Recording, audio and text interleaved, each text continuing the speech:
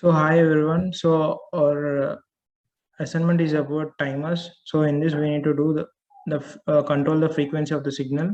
So which need to change with each button press as follows. Like if you press it once, we need to get 1 Hz frequency, and if we press it twice, we need to get 2 Hz frequency, and if we press it thrice, we need to get 3 Hz frequencies. And these three frequencies variations are sufficient. And also given that we need to use switch case in the interrupt service routine to write the code. So let us go through this code. So in the void main, in the main function, everything starting initialization is same. So we stop the watchdog timer, we disable the GPIO power on default high impedance mode, and after that setting up the pins and it for inputs and outputs are done here. So we use the P2.3 push button for that pressing. Uh, so we set P2.3 as input for creating interrupt and use for setting up the frequency based on the number of presses. And after that, at that same input, we enable the resistor and made it pull up mode. After that, we use P1.0 LED as output for observing the output timer frequency instead of connecting to the oscilloscope. So from the blinking of it, we want to test the frequency. So initially we put that we initialize that to 0, so it will be in off. So here we use interrupts. So same like previous assignment, taking that press and proceeding that as interrupts for this problem. So here we as we have taken P2.3 push button, we have selected that. So we choose we enable interrupt bit for that, and after that we also enable interrupt edge select for falling edge high to low, and we clear interrupt flag initially over there. And here this is new part which is related to this assignment timer. So we initially we make a timer A0 control registered to MC0. So here while the timer is running, the value read from the timer XR or the value written to timer XR could be unpredictable. So to avoid that uncertainty, the timer should be stopped by writing the MC bits to 0 before accessing timer register value. So either we can use this or we can use directly timer clear for clearing the timer register.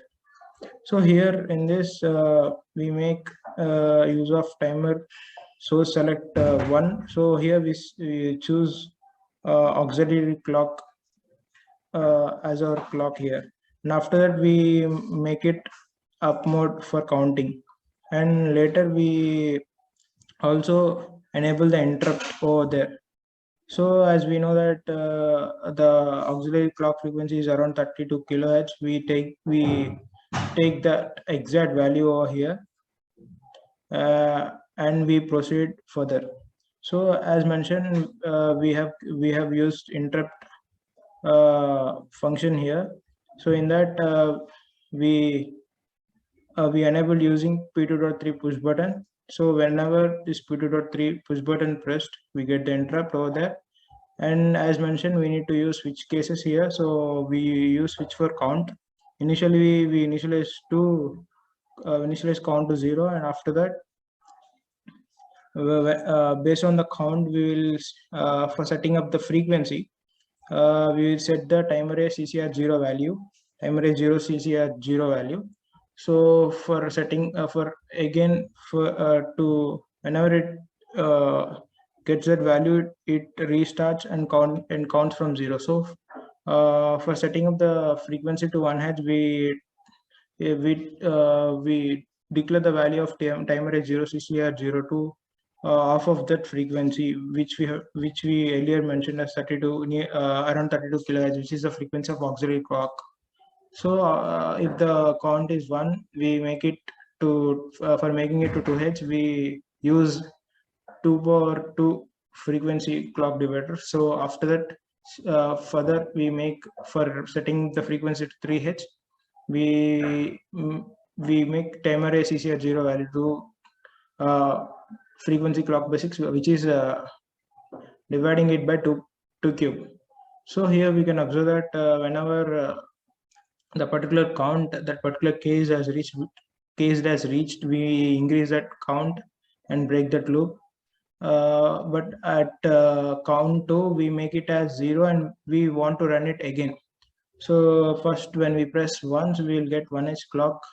Twice, we will get 2h, and thrice, we will get 3h frequency of LED blinking. And after that, again, when we press once, we will get 1h frequency of the LED blinking. So for that, we make it count 0 in case 2. So after that, we want to, as we mentioned, we want to observe the frequency by the blinking of the LED. We make use of the timer H0 vector interrupt. So whenever that interrupt happens, we toggle that. So in this way, we get the required frequencies, and we can observe that through the blinking of LED. Now let us execute the code and observe the outputs. Now let us verify the operation. So here we can see that P1.0 LED is in off mode. Now we need to observe the frequency of the blinking LED based on the number of presses. So now I'm pressing P2.3 push button first time, and we can see that LED is blinking at 1H frequency. So now I'm pressing it second time. We can see that LED blinking gets doubled. So here we can say that 2H frequency signal is attained. So now I'm pressing it thrice. Here we can observe that even it got quicker, and we can say that we are getting 3H frequency. Now, as we mentioned, when we press it again for the first time, now again the LED blinking would set to 1H. So it would repeat in this manner. So as earlier mentioned, we can't, as we are not using oscilloscope, we are observing the frequency by the LED blinking, and we are getting exact frequencies based on the number of presses.